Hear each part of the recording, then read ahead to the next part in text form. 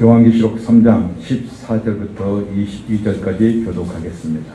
14절 제가 먼저 읽겠습니다.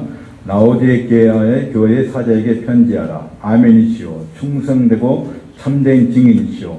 하나님의 창조의 근본이시니가 이르시되 내가 차지도 아니하고 뜨겁지도 아니하도다. 내가 차든지 뜨겁든지 하기를 원하노라. 내가 이같이 미지근하여 뜨겁지도 아니하고 차지도 아니하며 내 입에서 너를 토하여 버리리라. 내가 말하는 나는 부자라 부요하여 부족한 것이 없다 하나 내 곤고한 것과 가련한 것과 가난한 것과 눈먼 것과 벌거벗은 것을 알지 못하는도다. 내가 너를 고난하노니 내게서 불로 연단한 금을 사서 부유하게 하고 흰 옷을 사서 입어 벌거벗은 수치를 보이지 않게 하고 안약을 사서 내 눈에 발라보게 하라. 무릇 내가 사랑하는 자를 책망하여 징계하노니 그러므로 네가 열심을 내라 회개하라. 벌지어다 내가 문 밖에 서서 두드리노니 누구든지 내 음성을 듣고 문을 열면 내가 그에게로 들어가 그와 더불어 먹고 그는 나와 더불어 먹으리라. 이기는 그에게는 내가 내 보좌에 함께 앉게 하여 죽기를 내가 이기고 아버지 보좌에 함께 앉은 것과 같이 하리라. 같이요. 귀 있는 자는 성령의 교회들에게 하시는 말씀을 들을지어다. 아멘. 우리 서로 지체들과 인사 한번 하겠습니다. 주님의 이름으로 사랑합니다. 주님의 이름으로 사랑합니다. 네, 반갑습니다. 오늘 제가 주일날 그래서 교회를 오려고 하는데 물장이었는데 비가 와 있더라고요. 와, 너무 기분이 좋았습니다. 그러면서 하늘을 보면서 하나님 감사합니다 하고 나왔습니다. 참 무더운 날이 계속되고 있지만 그러나 외진 것은 무겁더라도 우리의 마음은 더 주님을 사랑할 수 있습니다. 네. 주님의 그 사랑이 얼마나 큰지 이루 말할 수 없는 그 사랑이 물붓듯이 우리에게 부어질 때 그 사랑을 통해서 우리는 늘 하나님께 감사하는 그것이 모든 것이 하나님의 은혜임을 고백할 수 있는 그런 마음들이 우리 가운데 넘치기를 주님을 축원드립니다. 사도 요한 당시 이 소아시아에 있던 7교회 중 라오디게아의 교회를 통해 오고 가는 모든 세대의 교회들에게 그들이 심판인 주로 오신 예수 그리스도를 기다리면서 어떠한 모습으로 존재하고 대처해야 할지를 우리에게 보여주고 있습니다.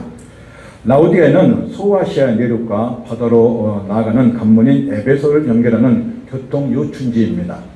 무역이 선행한 데다가 특히 이 라오디게아의 도시는 양의 털이 질이 좋아서 생산하는데 아주 이것저것 뭐냐면 부를 추척합니다. 이 도시에는 유명한 의학교가 있는데 안질, 다시 말해서 눈을 고치는 약을 잘 만드는 곳이 있었습니다. 그리고 또 하나는요, 이 도시는 은행업이 발달해서 돈이 많아가지고 모든 시민들이 부유하고 아주 잘 사는 도시 중에 하나였습니다. 이 도시가 얼마나 부유한 도시인가 보면 AD 60년에 엄청난 큰 대지진이 일어났습니다. 그러니까 소아시아에 엄청난 큰 대지진이 일어났는데 도시 전체가 폐해가 될 정도로 엄청난 큰 도시에 지진이 발생했습니다. 다른 도시는 로마 황제의 지원을 받았지만 라오디게아 도시는 로마 황제의 지원을 거절하고 자신들의 재력과 돈으로 도시를 다시 재건할 정도로 이 도시는 돈이 굉장히 많은 곳이었습니다. 그래서 이 도시는 경제적으로 부유했지만 한 가지 부족한 것이 있다면 그것은 물이었습니다. 이 도시는 물이 귀해서 물을 외부에서 끌어와야 했습니다.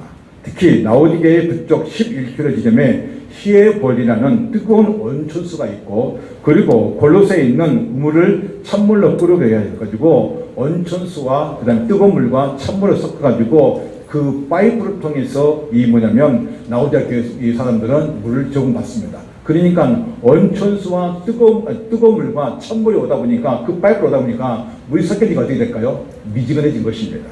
그래서 예수께서는 이 지역의 특성을 알고 너희의 신앙이 미지근하다고 이렇게 말씀하신 것을 볼 수 있습니다. 이 도시는 자유분방한 사회적이며 라오디게아의 교인들은 다른 교회들처럼 외부로부터 핍박을 받지 않았습니다. 그리고 경제적인 어려움도 겪지 않았습니다. 7교회 중 다른 교회보다 가장 최악의 상태에 빠져 있는 가장 저급한 신앙을 가지고 있는 교회가 라오디게아의 교회입니다. 이들은 왜 이렇게 미지근한 신앙을 갖게 되었는가? 왜 이들에게는 하나님에 대한 예수 그리스도에 향한 열정이 식어져 버렸는가? 그건 단 한 가지 있습니다. 그게 뭐냐면 이 도시는 너무나 잘 산다는 것입니다. 부유하다는 것입니다. 부족함이 없다는 것입니다.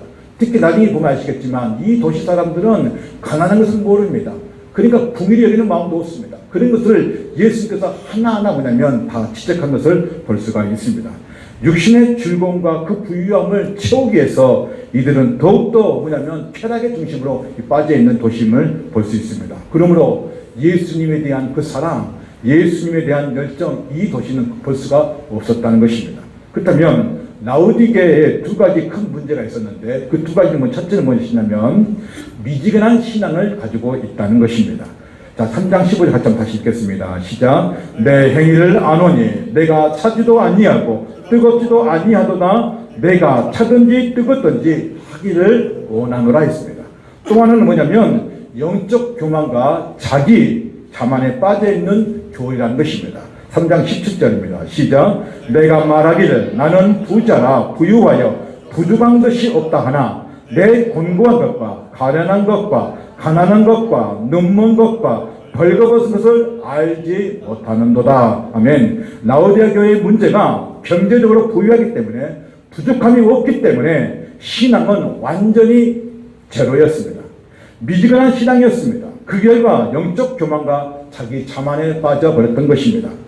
예수님께서 이들의 행위가 차지도 않고 뜨겁지도 않는 미지근한 상태라고 예수님께서는 책망하신 것을 볼 수 있습니다. 이 교회의 성도는 신앙적으로 나태하고 무기력하여 완전히 영적으로 파산된 상태에 빠져 있는 것을 볼 수가 있습니다. 그래서 고통받는 자, 불쌍한 자, 거지같이 가난한 자를 알지 못하고 자신들이 영적으로 눈이 멀어 의의 옷을 입지 않았음을 알지도 못한 채 이렇게 심각한 상황에 빠진 교회가 바로 라오디아 교회이고 바로 그 성도들인 것을 볼 수 있습니다. 그래서 17절 뭐라고 말씀합니까? 나는 부자나 부유하여 부족한 것이 없다고 말하고 있습니다. 모든 것이 다 뭐냐면 돈과 관련되어 있기 때문에 그 돈의 것이 다 채워지기 때문에 부족함이 없다고 말하고 있습니다. 이들은 완전히 영적으로 교만한 사람이었습니다. 이런 사람은 하나님을 의지하지 않고 하나님을 바라보거나 믿음으로 삶을 살려고 절대로 하지 않는다는 것입니다. 신자가 부유한 것은 죄가 아닙니다. 그러나 그 부유함이 하나님을 외면하거나 하나님을 무시해서는 안 된다는 것입니다. 예수 그리스도의 주권을 무시하는 것입니다. 주권이 무엇입니까? 주인으로서 행사할 수 있는 권리를 말합니다. 그러니까 주님의 주재권을 완전히 무시하는 교회가 바로 라오디게의 교회인 것을 볼 수 있다는 것입니다. 하나님의 말씀이 성경을 통해서 예수 그리스도의 십자가의 고난과 죽음과 이 부활을 우리에게 가르쳐주고 있습니다. 이 십자가의 죽으심과 이 부활은 기독교의 핵심 중에 핵심입니다. 왜냐하면 우리는 죄인들이 죄사함을 받아 정결케 되었고 의로운 자라 칭함을 받았으며 하나님과 화목케 하는 관계를 맺게 되었고 하나님의 자녀가 되어 그분의 가족으로 입양되었기 때문입니다. 우리는 죄에 대하여 죽고 의에 대하여 살며 거룩한 성화의 가정을 발방하고 장차 영원한 부활의 몸을 얻게 된 것입니다. 이게 그리스도의 십자가의 부활이라고 말씀하고 있습니다. 이게 십자가의 복음의 능력이라고 말씀하고 있습니다. 그래서 사도 바울이 항상 강조했던 것이 뭐냐면 십자가의 그 도에 대해서 말씀하고 있습니다. 그래서 고린도서 1장 18절에 십자가의 도가 멸망하는 자들에게는 미련한 것이요 구원을 받는 우리에게는 하나님의 능력이 된다고 분명히 말씀하고 있습니다. 그러면 하나님의 능력은 어디서 나오느냐? 성도에게서 하나님의 능력이 어디서 나오느냐? 그것은 그 신자가 주님의 십자가의 죽으심과 그 부활을 확실히 믿고 그리고 자신이 장차 성화의 몸을 가지고 영원한 그 몸으로 들어가는 것을 믿을 때에 이 십자가의 도가 우리에게 주어지게 되는 것을 사도 바울에게 말씀하고 있다는 것입니다. 그러므로 세상 사람들은 이 십자가의 도가 미련하게 보이지만 우리에게는 그 십자가의 능력이 하나님의 능력인 줄로 믿습니다.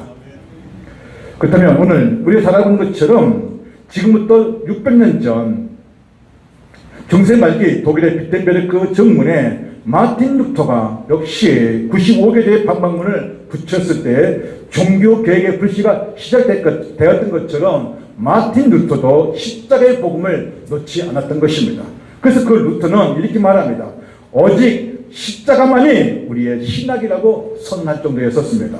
그는 오직 예수라는 그 이름의 그 타이틀로 캐치플레이로 가지고 이 기독교를 종교개혁을 했음을 우리는 분명히 알 수가 있습니다.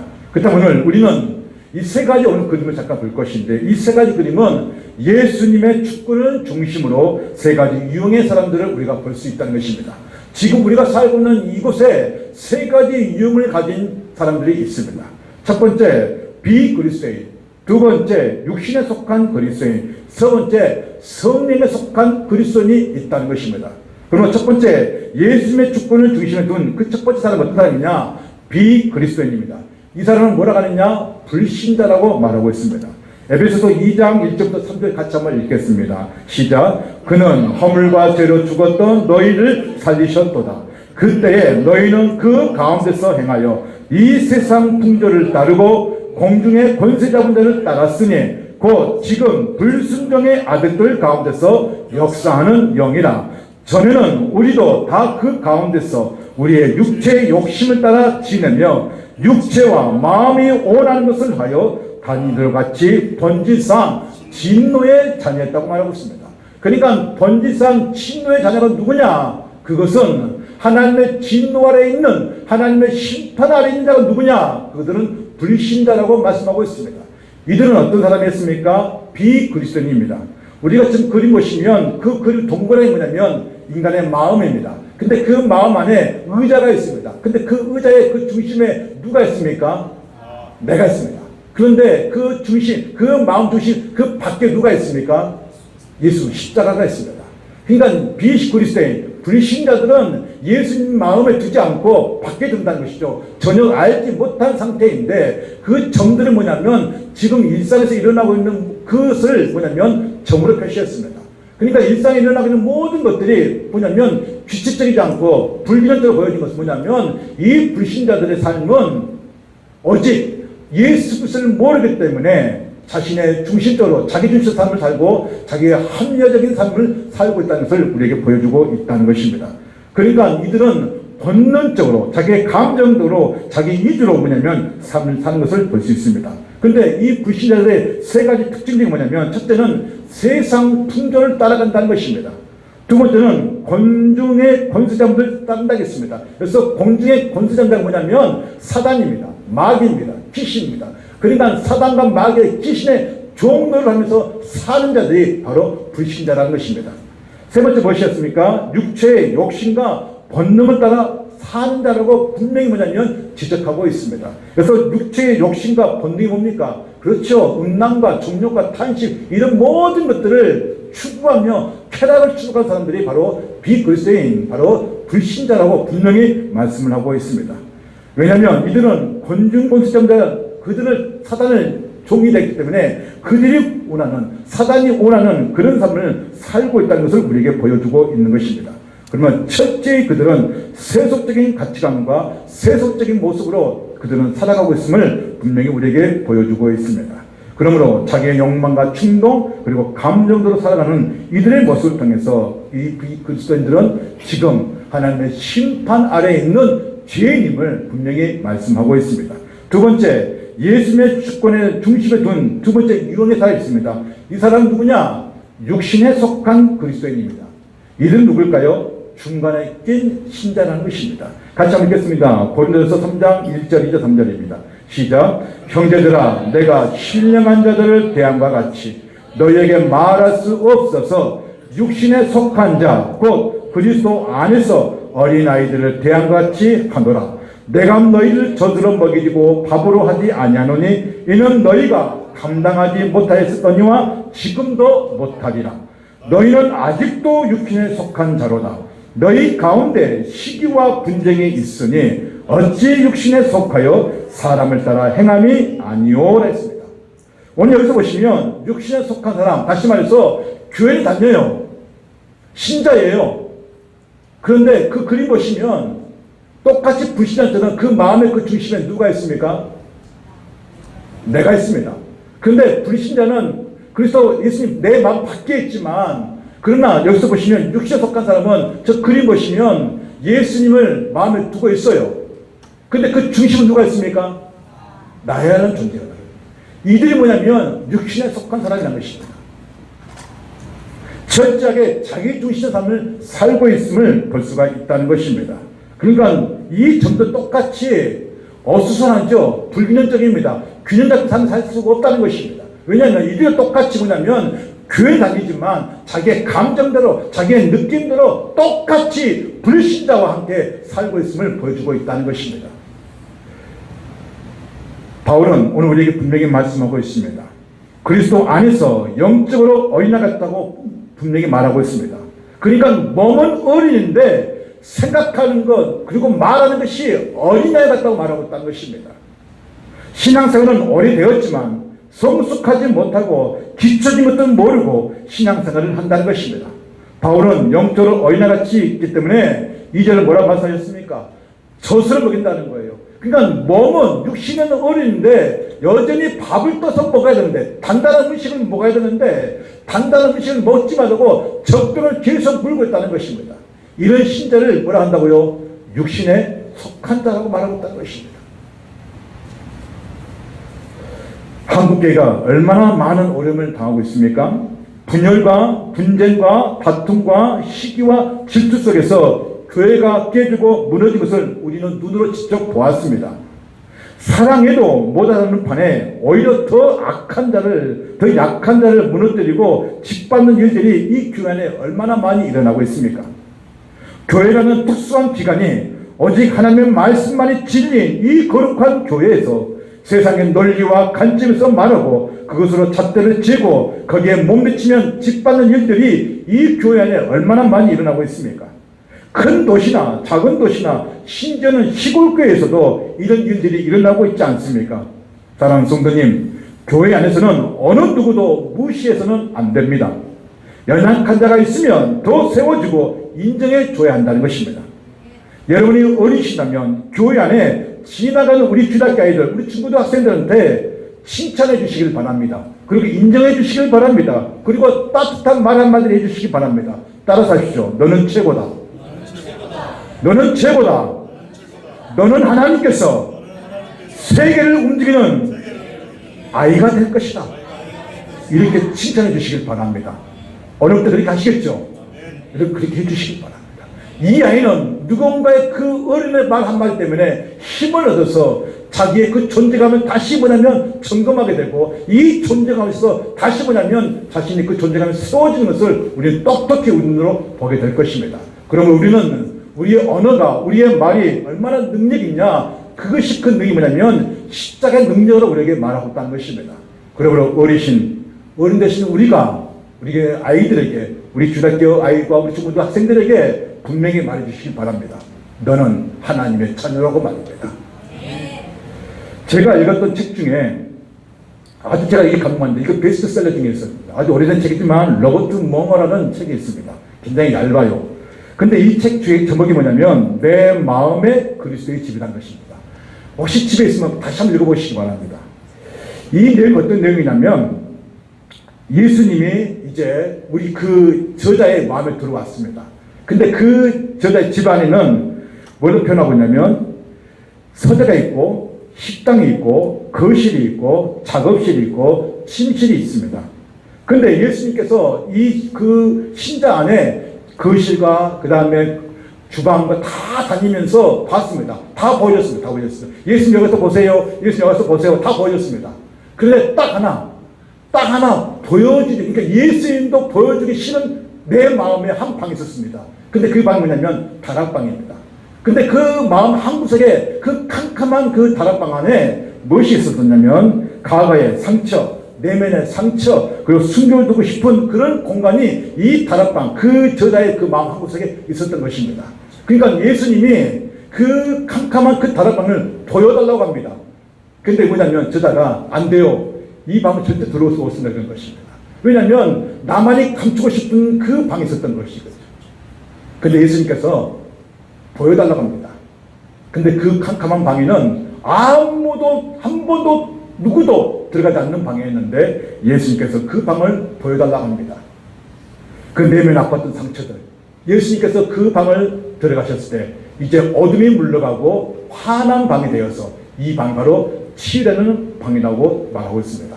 그러면서 뭐라 합니까? 내 마음에 그리스도의 집이라고 고백하고 있습니다. 여기서 우리에게 보여준 것이 뭐냐면, 이게 뭐냐면 내 마음의 주인은 내가 아니라 예수님이라고 고백하고 있다는 것입니다. 여러분, 예수님이 내 안에 거하실 때에 내 안에 그 숨겨주고 싶은 그 방 하나 있다 하더라도 예수님께 내어주시길 주는 축원드립니다. 누구나 한 사람에게는 내면에 아픔이 있어요. 상처가 있어요. 누구에게 말하고 싶지 않는 아픔이 있단 말이에요. 근데 그 방은 누구도 보여주고 싶지 않아요. 그런데 예수님께 보여줄 때에 예수님께서 그 방을 들어가셔서 깨끗하게 치유하시고 그리고 회복시키는 그 방이 될 줄로 믿습니다. 그럼 우리에게는 예수님이 우리 안에 거하실 때에 그 어떤 어둠도 없고 밝고 그리고 환한 그 방이 우리 내 마음의 방이 될 줄로 믿습니다. 우리는 육신에 속한 사람이 되어서는 안 됩니다. 성령의 사람이 되어야 합니다. 성령께서 말할 수 없는 탄식으로 우리를 위하여 간청하실 때에 우리는 내 마음에 닫혀진 문을 열어서 아무도 보여주지 않았던 마음의 문을 예수님께 보여드려야 합니다.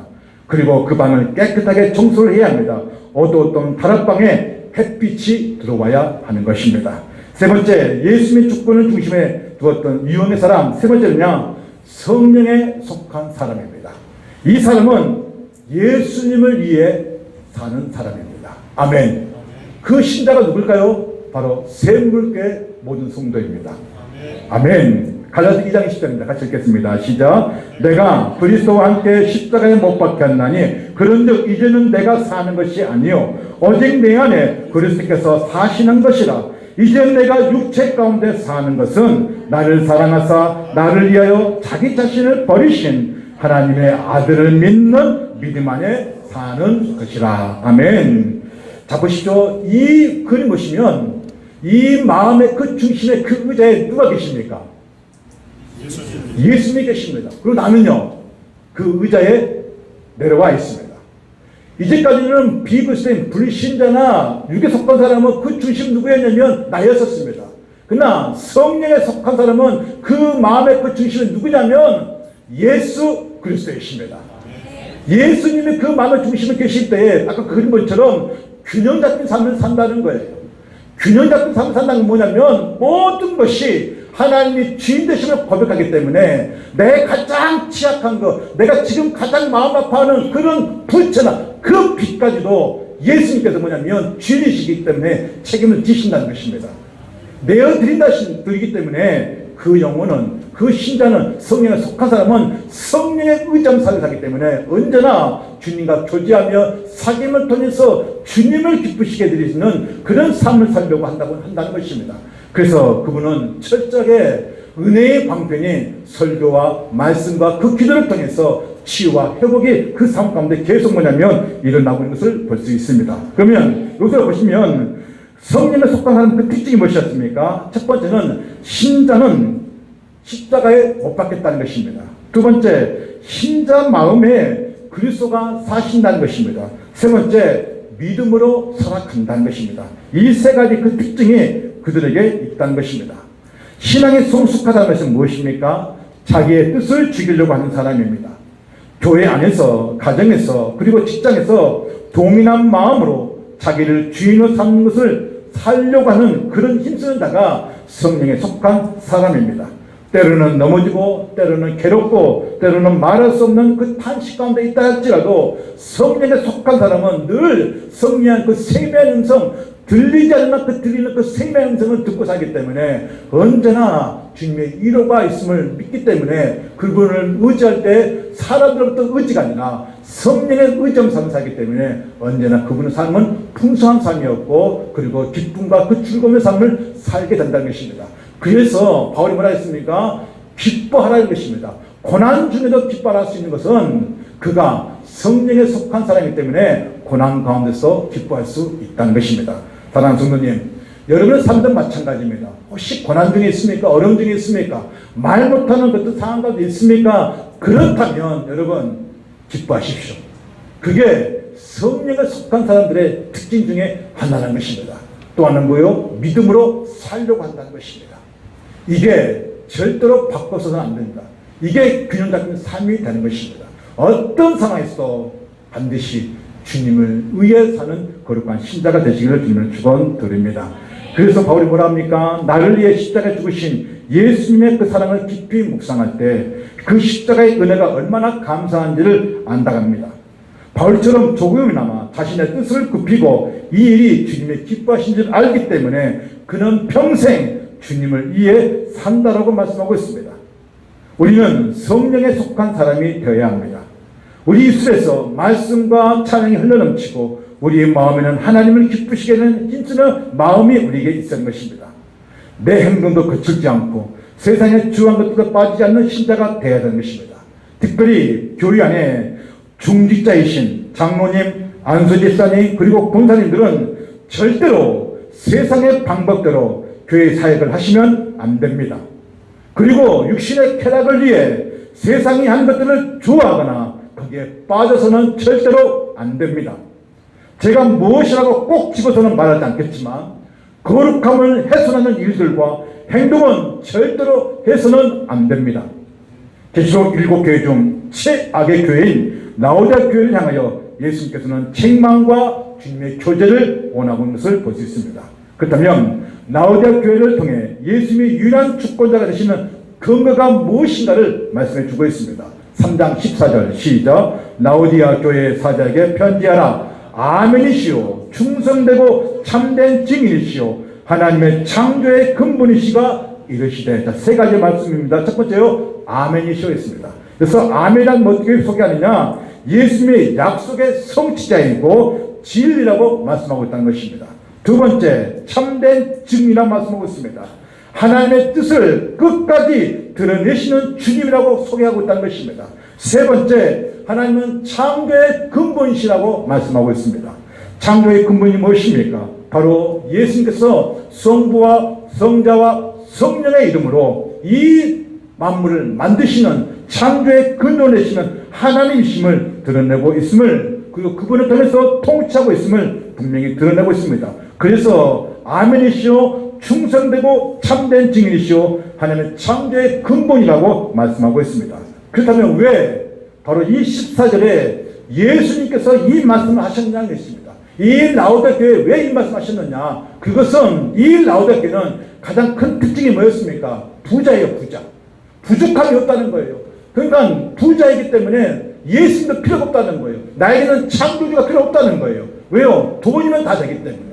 그렇기 때문에 진짜 신이 누구인가를 예수는 똑똑히 가르쳐주고 있습니다. 돈이 창조주냐 아니면 하나님의 창조주인가를 가르쳐주고자 했던 것입니다. 그래서 이 교회를 향해서 예수님이 이렇게 말씀하십니다. 너희 교회들이여 잘 들으라. 내가 너희의 삶의 진짜 주인이고 진리이고 시작과 끝이다. 나를 너희 인생의 바깥에 세워두어서는 안 된다. 라는 이 메시지가 바로 14절의 말씀이라는 것입니다. 그러면 예수님의 그 주재권을 인정하지 않는 라오디아 교회의 그 심각한 문제가 무엇이었습니까? 바로 15절, 16절, 17절이었습니다. 다시 한번 읽겠습니다. 시작. 내가 내 행위를 아노니 내가 차지도 아니하고 뜨겁지도 아니하도다. 내가 차든지 뜨겁든지 하기를 원하노라. 내가 이같이 미지근하여 뜨겁지도 아니하고 차지도 아니하니 내 입에서 너를 토하여 버리리라. 내가 말하기를 나는 부자라 부유하여 부족한 것이 없다 하나 내 공부한 것과 가련한 것과 가난한 것과 늙는 것과 벌거벗은 것을 알지 못하는다 말씀하고 있습니다. 라오디아 교회는 어떤 교회였습니까? 미지근한 교회라고 예수님이 책망하고 있습니다. 미지근하다는 말은 무슨 말씀하십니까? 무사 안일지에 빠졌다는 것입니다. 이름과 직분은 성도입니다. 그러나 삶은 불신자의 모습과 다를 바 없는 그런 교인들의 영적 상태가 미지근한 상태라고 분명히 말씀하고 있습니다. 예수님을 향한 열정이 없다는 것입니다. 예수님을 향한 믿음의 결단력이 없고 신앙과 믿음이 우유부단하고 세상과 적당히 타협하고 마음에는 예수님이 없고 입으로만 고백하는, 그리고 기계적인 예배만 드리고 삶의 신앙의 열매가 없는 그런 미지근한 신앙을 갖고 있는 교회가 바로 라오디아 교회라고 예수께서 책망하고 있는 것을 우리에게 보여주고 있다는 것입니다. 그렇다면 저와 여러분은 예수님을 향한 열정의 신앙의 온도는 몇 도이십니까? 혹시 내 신앙이 우유부단하지는 않습니까? 어떤 감정과 어떤 느낌과 어떤 상황과 어떤 일에 통해서 이렇겠다 저렇겠다 하는 그런 우유부단한 혹시 있지는 않습니까? 세상이 좋아서 세상의 쾌락과 향락에 빠져있고 있지는 않습니까? 예수를 마음에 두지도 않고 기계적으로만 이유로만 사랑한다고 말하고 있지는 않습니까? 예수님께서는 그런 신자를 분명히 뭐라고 말씀하셨습니까? 바로 16절에 뭐 있다고요? 16절에 내가 이같이 믿음을 하여 뜨겁지도 않냐고 차지도 않냐느니 내 입에서 널 뭐 있다고요? 토해버린다는 거예요. 토해버린다는 것은 무엇입니까? 역겨운 것이 나왔을 때 우리 토하지 않습니까? 다시 말해서 너희들의 그 행위가 하나님 보시기에 역겹다는 거예요. 그래서 뭐 한다고요? 토해버린다고 예수님께서 아주 심각한 말씀으로 지금 이 라오디아 교회를 책망하고 있는 것을 볼 수가 있습니다. 7교회 중에 가장 최악의 교회가 라오디아 교회입니다. 예수님이 이런 신앙의 형태를 보면서 토해버린다고 분명히 말한다는 것은 이 교회는 너무나 심각한 교회라는 것입니다. 그렇다면 이 최악의 교회 라오디아 교회에게 예수님의 권면은 무엇일까요? 권면입니다. 권면. 예수님께서 이 교회에 권면하고 있습니다. 보겠습니다. 18절 19절입니다. 시작. 내가 너를 권하노니 내게서 불로 연다는 금을 사서 부유하게 하고 흰 옷을 사서 입어 벌거벗은 수치를 보이지 않게 하고 안약을 사서 눈에 발라보게 하라. 19절. 무릇 내가 사랑하는 자를 책망하여 징계하노니 그러므로 내가 열심을 내라 회개하라. 세 가지를 말씀합니다. 첫 번째, 연단한 금을 사서 부유하게 하라. 두 번째, 흰옷을 사서 벌거벗은 수치를 보이지 않게 하라. 세 번째, 안약을 사서 눈에 발라 보이게 하라고 말씀하고 있습니다. 그렇다면 연단한 금을 사라는 말은 무슨 말이냐? 불로 연단한 금을 사라는 것은 죄를 씻음으로 자신의 삶을 정결하게 하라는 것입니다. 죄를 하나님께 용서를 구하고 회개하면서 뭐라고요? 그 삶을 정결한 삶, 성결한 삶으로 다시 돌아가라고 뭐냐면 말씀하고 있습니다. 두 번째, 흰 옷을 사서 벌거벗은 수치를 보이지 않게 하라. 이 말이 무슨 뜻이냐? 흰 옷을 상징하는 말이 뭐냐면 거룩함입니다. 뭐라고요? 거룩함이에요. 다시 말해서 교회의 공동체가 거룩함을 가지고 회복을 시키라고 말씀하고 있다는 것입니다. 세 번째, 안약을 사서 눈에 발라보라. 이것은 성도들이 영적인 분별력을 가지고 삶을 살라고 말씀하고 있다는 것입니다. 지금 이 세 가지가 이 교회는 너무나 심각하다고 예수님께서 권면하고 있다는 것입니다.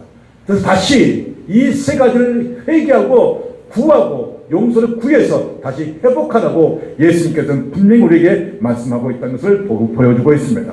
예수님께서는 다시 신앙의 열심을 내고 철저하게 회개하라는 것입니다.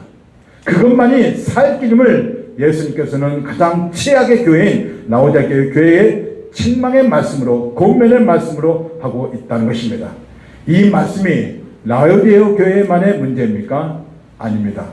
어느 우리 교회가 될 수도 있습니다. 책망받는 교회가 아니라 예수님의 주재권을 인정하고 내 인생의 주인이 예수님을 인정하며 살아가야 한다는 것입니다. 그때 예수님께서 우리를 통해서 정말 축복의 통로가 될 것을 약속하시고 분명히 이 교회를 통해서 하나님 하신 그 원대한 계획들을 실행하시겠다고 말씀하고 있습니다. 그러면 예수님께서는 이렇게 가장 최악의 교회를 향해서 뭘 말씀하고 있냐면 교제하기를 원하신다는 거예요. 예수님과 이 교회 성도들과 교제하고 싶다는 교제. 친밀한 사귐을 갖고 싶다고 말씀하고 있습니다. 3장 20절입니다. 시작. 볼지어다 내가 문 밖에 서서 두드리노니 누구든지 내 음성을 듣고 문을 열면 내가 그에게로 들어가 그와 더불어 먹고 그는 나와 더불어 먹으리라. 아멘. 우리가 사형리 보면 영적 기도할 때 이 말씀이 나와 있습니다. 그런데 사형에서 영적 기도하는 이 말씀은 여기가 맞지는 않습니다. 그러나 의도는 제가 분명히 우리는 알 수 있어요. 이 말씀 뭐냐? 지금 이 라오디게아가 예수님의 그 주인 되심을 버렸기 때문에 세상의 쾌락과 세상의 즐거움과 부유함과 부유함 통해서 누리는 그 삶을 살다 보니까 예수님이 없이도 얼마든지 살 수 있기 때문에 이 시대에 가난한 눈먼 자를 다 무시하고 그들이 누군지를 모른다는 것이죠. 그러니까 예수님의 그 주인 되심을 주제권을 잃어버리는 이 교회장에서 예수께서 요구하신 게 뭐냐면 교제, 다시 말해서 네가 다시 마음의 문을 내가 두드리면 뭐라고요? 열라는 거예요. 열면 예수님이 그 문 연 그 신자에게 뭐 한다고요? 들어가겠다는 것입니다. 들어가서 뭐 하신다 했습니까? 그와 더불어 먹고 그와 난 더불어 뭐예요? 먹는다고 말씀하고 있습니다. 그 친밀함 통해서 예수님과 함께 거하기를 원하고 예수님은 원하신다는 것입니다. 그렇다면 여러분, 사랑하는 성도님, 이 시간에 예수님께서 여러분의 마음을 두드리시면 여러분의 마음을 여셔서 여러분이 갖고 있는 그 마음에 어둠이 있으면 마음을 여셔서 그 어두운 그 다락방을 여셔서 예수님 들어오셔서 내 안에 그 마음에 그 치유받고 있으면 고쳐달라고 치유해달라고 여러분의 마음의 문을 여시기를 주님으로 축원드립니다. 우리 안에 예수를 모시기를 시하는 어느 연이 있다면 그것은 어둠일 것입니다. 예수님에게 보이고 싶지 않는 마음의 방이 있다면 지금 이 시간 예수님께서 두드리실 때 열어주시면 그 방은 캄캄한 방, 먼지와 거미줄이 있는 그 마음의 방이 아니라 햇빛이 들어와 깨끗하게 청소된 아름다운 방, 치유와 회복이 일어나는 방이 될 줄로 믿습니다.